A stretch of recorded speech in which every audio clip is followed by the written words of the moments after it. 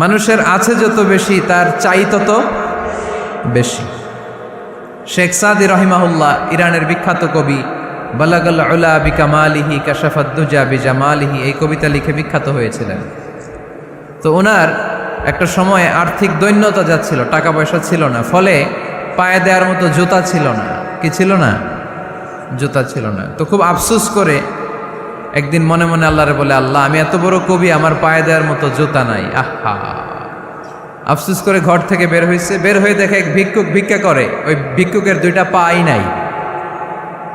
ভিক্ষুকের দুইটা, আর কবি সাহেবের কি নাই? জুতা নাই। কবি সাহেব যখন এই দৃশ্য দেখছে, হায় রে আমার তো পা আছে, এর তো পাই নাই, সেজদায় পড়ে গেল। আর আল্লাহরে বলে, আল্লাহ শুকর আলহামদুলিল্লাহ, বেশ ভালো আছি, আর কিছু লাগবে না। এজন্য শান্তি হচ্ছে শুকর আলহামদুলিল্লাহর ভিতরে। শান্তি কিসের ভিতরে? শুকর আলহামদুলিল্লাহর ভিতরে। এজন্য আওয়াজ করে পড়েন আলহামদুলিল্লাহ।